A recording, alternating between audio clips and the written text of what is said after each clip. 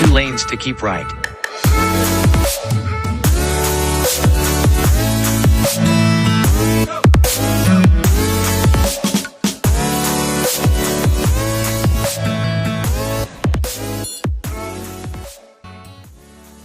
All right, wonderful. Hey everyone, welcome to Prepare to Go There, the most overlooked and underrated coaching conversation on the internet today. That's my opinion, but I'm just convinced that our future deserves our focus. My name is Peter, and it has been a joy to go on this extended coaching journey with so many friends and leaders alike. You're crushing it in a variety of spaces.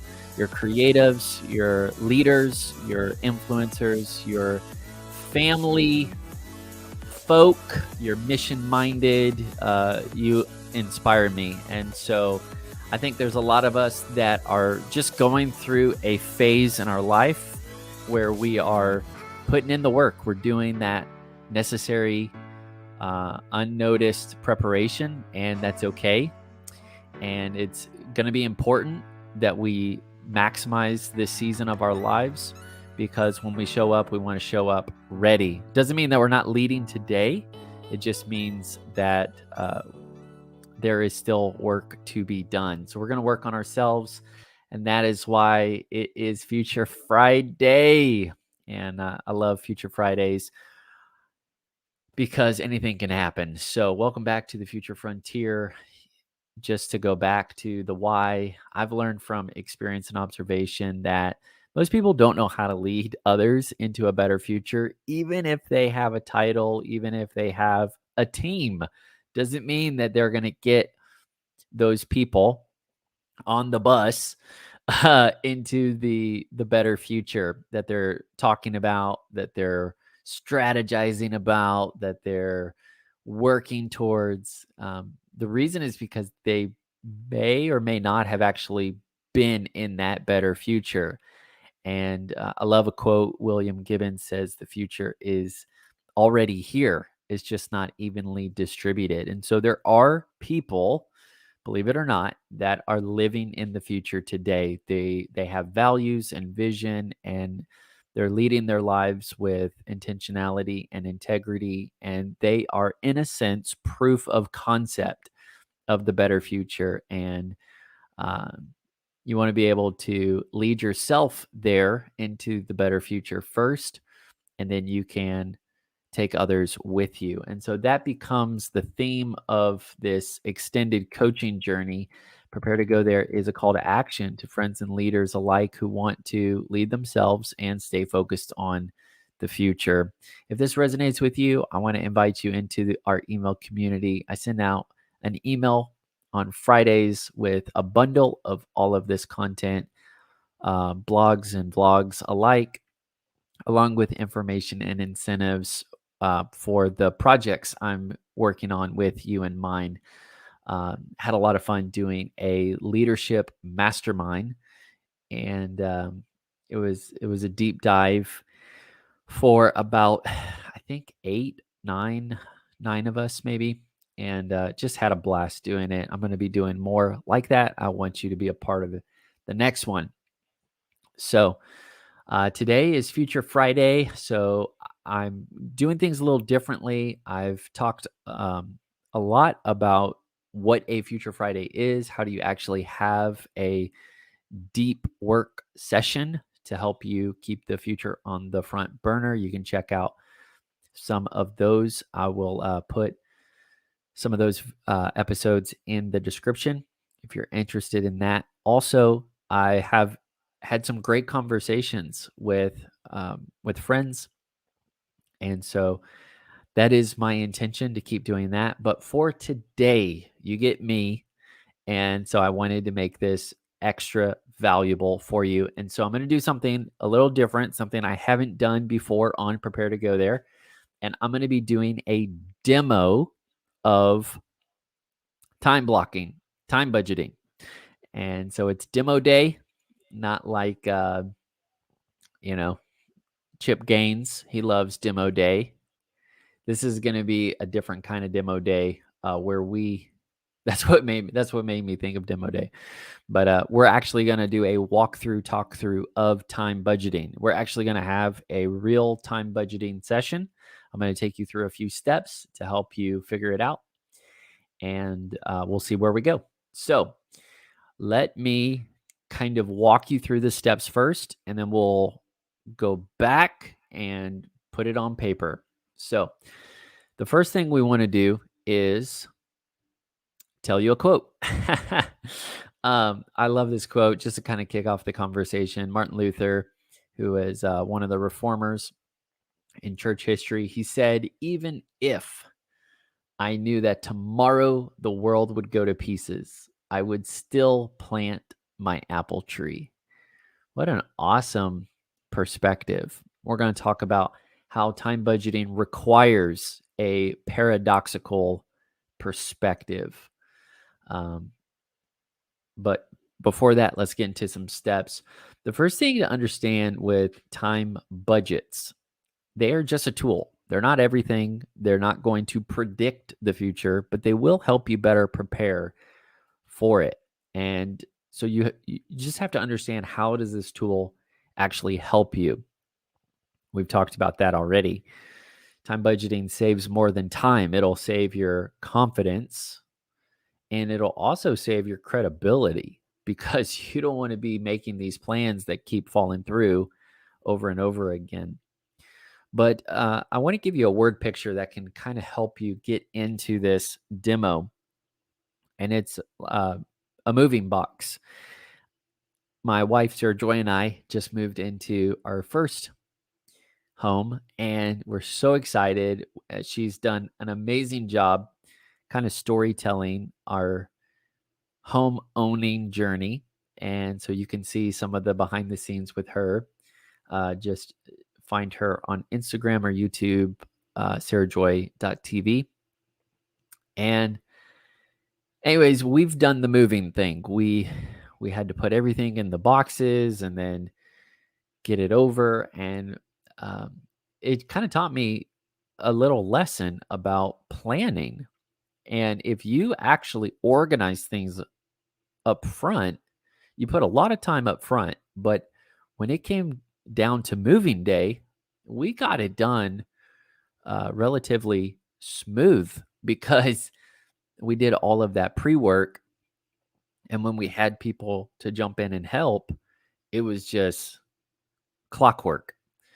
So time budgeting is like moving boxes. It takes some time up front to understand where you're actually spending your time, and then to better visualize, organize how you can invest your time for the future. And it makes sense, right? Like we have a budget for our money. Why don't we have a budget for our time? Most people don't even know where their time is going, and we say time is money. Really, it's irreplaceable. So how do we better steward the time we have? And how do we take wasted time and redeem that time in ways that are intentional and meaningful moving forward? So I want you to realize that the word picture in a moving box is that you only have so much space. All right. So this forces us to think with constraints. We have to think with constraints in mind. You only have so much room in a moving box. And so you have to choose what you're going to fit into that box. Now, you can get a bigger box, but it still has to fit, right? And you can choose, do you like to fill or pack your moving box with a lot of space? Like if you got a really big box like this, and then you just put, a little cup like this, you could do that. You could fill in that box and it does fit. It does work. Is that the best way to move? I don't know. You could cram everything in. You could get a lot of little things and pump it in the box. Or if you have something really valuable, you might want to put that in the box and then pad it with a lot of foam or blankets or I don't know, something to keep it safe and protected. So that's the word picture when we think of time budgeting. You only have so many hours. You have 24 hours a day, 168 hours a week. That's it. That's the size of your box. If you can't fit it into the box, whatever you're thinking about, whatever you're working on, whatever you're trying to accomplish, either you have to get a bigger box, which means you level up from whatever unit of time you're in to a bigger unit of time, or you have to break down that thing, that activity, that project into a smaller size, a smaller unit that will actually fit in the box you're working with. So, for instance, you have a project and roughly it's going to take you about 30 hours to go through. That doesn't fit in your 24-hour box. And it definitely doesn't fit in your, 2-hour focus time. So what are you going to do? Either you have to focus for like 30 hours straight, or you're going to break down that project into 2-hour intervals, 2-hour installments, so to speak. And you're going to just keep filling multiple boxes. You're going to keep filling multiple time boxes until you get it done, until you get everything for that project moved, accounted for, accomplished.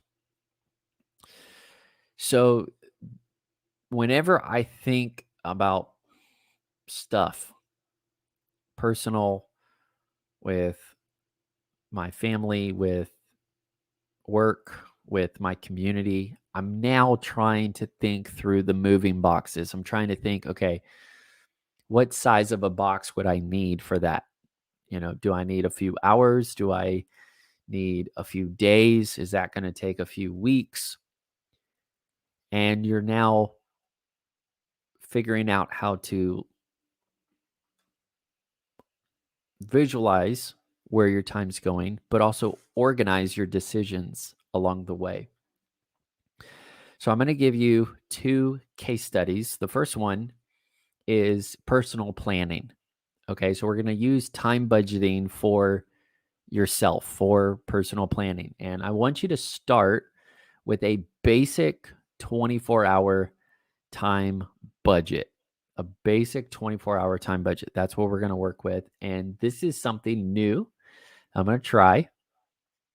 So let's see how it goes. I'm going to insert. Nice. Nice. Boom. All right. So I'm actually going to doodle a little bit on the side. I got a little handy cam, as you can see right here. Prepare to go there. Wait, where'd it go? Boom, right there. And getting back to the paper. So we've got 24 hours.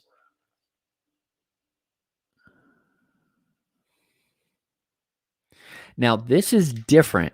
Time budgeting is different than just your normal planning session. If I were going to do the normal planning session, I would put, let's say it's this week, and then I would kind of fan out big projects. Maybe I would break those down into steps. But the thing with this is that it keeps going.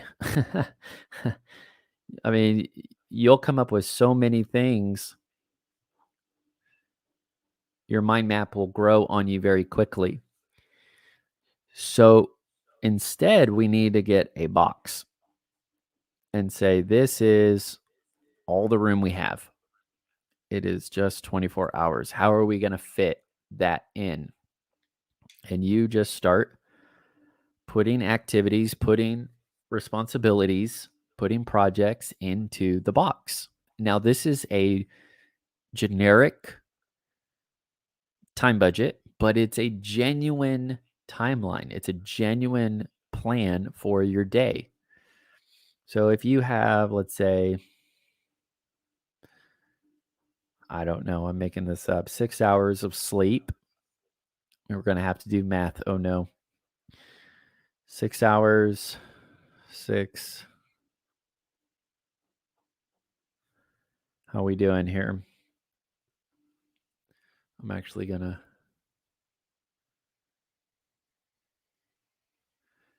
And I'm literally just working numbers. Okay, right now I got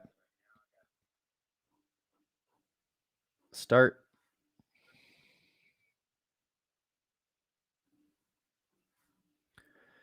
Okay, I can start breaking things down that way. Are there big activities like morning, mid morning, afternoon, evening? You just start working it out, just mind mapping your way through this. This is scratch paper, by the way. So I need 6 or 7 hours to sleep. I need about 2 hours for the morning routine. I need, or maybe not, maybe you don't use that. I have a work session, work 1. There's a little break, work 2. Then another break. Then you got the evening. Then you go back to sleep. You're just counting. You're doing hours. That's a basic, genuine, generic 24-hour time budget. So once I've kind of done the scratch work on paper on purpose, I like it. It's going to start looking really clean, like some sort of spreadsheet, and it's going to have the times. Maybe it's, 6 to 7, 7 to 8. You're just kind of going through this. I'm going to transfer this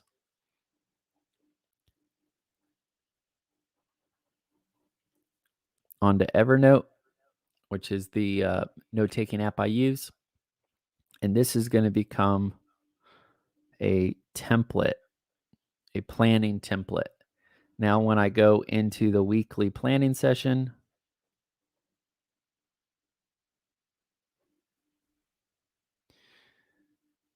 I'm not starting from scratch. I'm pulling the template in. It's a generic time budget, but it is a genuine look at a 24-hour day for me. It doesn't apply to every day because it may work on Monday, but it definitely doesn't work on Thursday. So I'm going to take the template as a starting point, not the finish line. And then I'm going to improve upon it, or I'm going to improvise with it and take off. Time to go. Okay.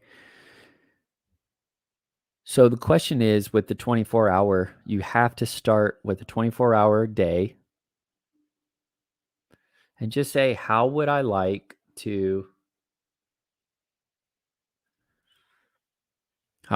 budget my time? How could I better budget my time? Now, once you have this generic but genuine template, the work of the weekly planning session, and really you could do it the day of if you're just getting started. But now it's to make it very specific. So now it's not, the ideal day. Now it's Friday. Now it's, okay, how does this actually pan out? And how do I budget my time effectively? I'm not doing the time budget tool every day, but I've done the homework. I've done the math. I know kind of what it looks like in this season of my life. And I'm going to improve it and improvise as needed. But everything I'm trying to fit into this day, it's got to work. And so we got all these great ideas, you know, projects we want to do and routines, conversations,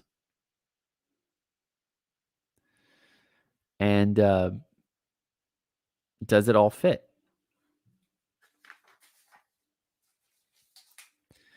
So then what we're going to do, let me see if I can get this up. Now we're going to level up. We've done this a few times. We're having fun, making time budgets, just really counting the hours. You might get down to, little increments. I'll time budget with 30-minute session, or not 30 minutes, sorry, 90-minute sessions. So I'll just kind of run through the whole 24 hours in 90-minute blocks, because it's a good enough size box where it's not too many boxes to fill. And then I can have better categories, and it just kind of works a little cleaner for me that way. But then you have to level up and try an advanced time budget for the whole week. So now we're not just time budgeting one day. Now we're going to time budget the entire week. It is possible. The way you do it is you have to start with the week, the daily view. And then once you get good at figuring out how each day can flow,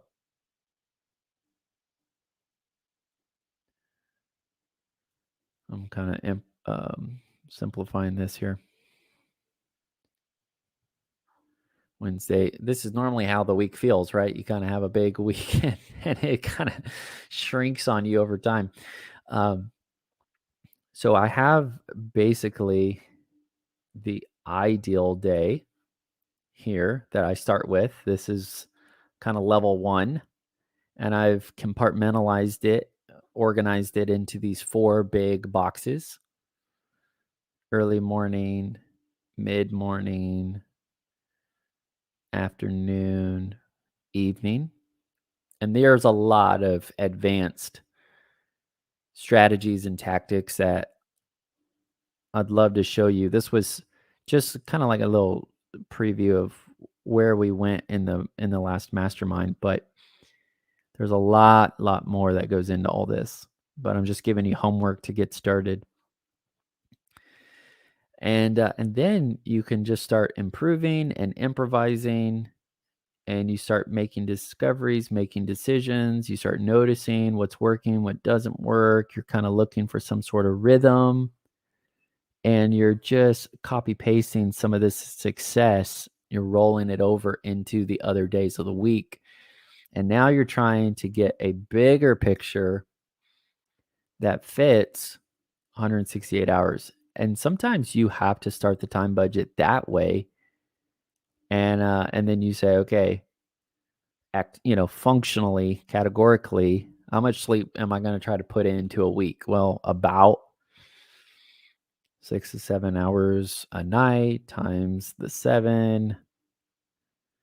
And then you do work, family, community, personal. And now I got the basic categories, basic roles. Probably put that in personal. But now, guess what? Each one of these roles have associated goals. So we got a home project, might be having friends over, might have an event. So now it's time to budget all of these. Yay! This is where it starts getting advanced, because now you're doing numbers, you're crunching numbers and just saying, does it all fit? I only have 24-hour days. I'm going to do a little truck here. Don't judge me. I have no idea what kind of vehicle this is. This is like a lunar transport. I have 24 hours a day. I have 168 hours a week. How does it all fit? How does it all fit? So that leads us into the next round of time budgeting. That was the first case study, which is personal planning, 24 hours, 168 hours. Gotta make it work. Next, we're going to use time budgets for goals and projects. And I kind of already alluded to it, but basically you've got these roles, and then there are going to be some associated goals that go with it. And this is where, let's say we take a project. You're going to do this multiple times. So we'll do 3 projects for now. Okay, project 1. Here we are trying to get to the top of this little mountain. Got a little milestone.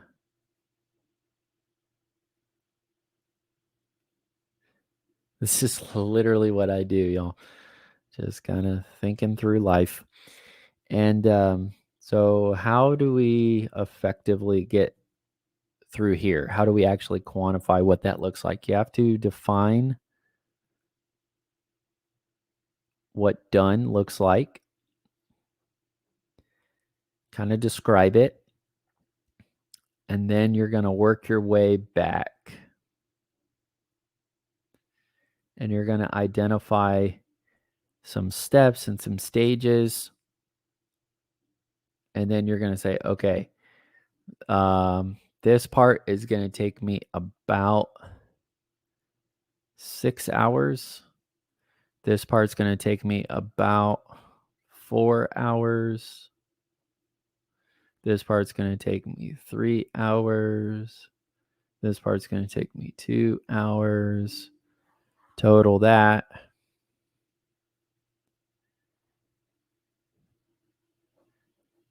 Okay, 15 hours.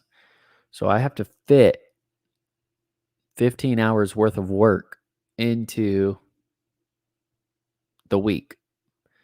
And that's where the game comes in, because you're not just doing this one time, you're doing this multiple times. They're all adding up. Maybe you got something even bigger. Maybe you got 75 hours worth of work that you've estimated, kind of ballparked. Maybe there's 40 hours here. Then you're like chunking this up. Let me see.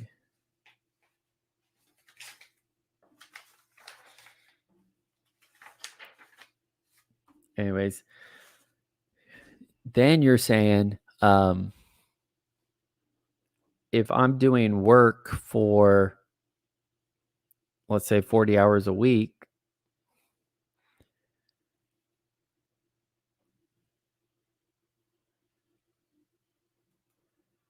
that's the size I have. That's what I'm working with. Now, a lot of times what do? We push, we grind, we hustle, we overwork. And that, I think, think we all get that. We all understand that. But is it sustainable? And so let's just put some planning into this ahead of time and say, if this is all I have to work with and I'm adding up all of these projects, how is that going to fit? How does that fit in the box? How does that fit in the bigger box? Or how does that fit in the moving truck? And so now we start getting creative. And this is where you go back into this project view, and you're going to start saying, okay, I'm going to work on just this part this week. I'm going to work on just this part next week. And you're reserving time to make progress one project at a time. And you're putting that back into that daily, weekly plan that you've been putting up for yourself. So I hope that makes sense. I wanted to kind of visualize that with you.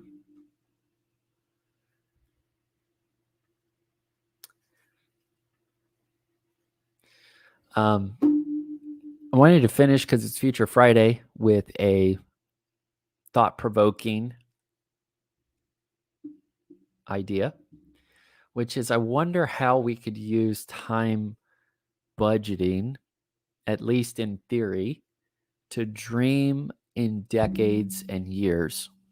How much living, how much leading could you fit into a year? How much growth could you fit into 3 years?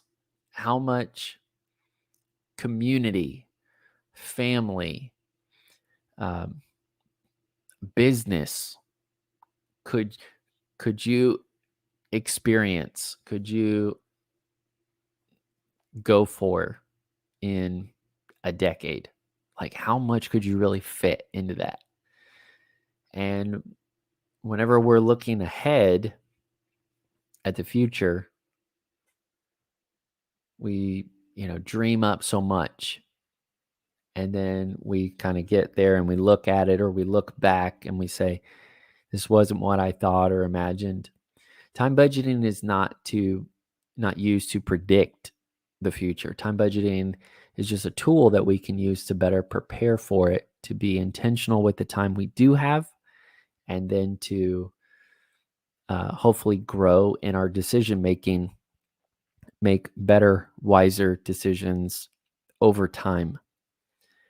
But I want you to think about just the theory of time budgeting, which is basically thinking in constraints, thinking realistically, and making well-informed decisions, counting the cost up front. So the same way that you use time budgeting to think through hours and days, maybe you could even use it to think through weeks and months, maybe even years and decades. And for whatever it's worth, it's not like we're not doing this already. I mean, we're probably doing this all the time. You say, hey, I'm going to go to college for 4 years. I'm going to put 8 years into college. There it is. That's time budgeting. That's that's a big chunk of time, but you've made a pre-decision. You've counted the cost. You say, well, hey, I'm going to do this job and I'm going to be in this certain position for about 3 years. Or no, that might be you might be like, I don't want to commit to that. I'm going to do this entry level job for 3 months and then I'm going to move up to this position. I'm going to do that for 3 years. And then that's going to help me prepare for that. Business.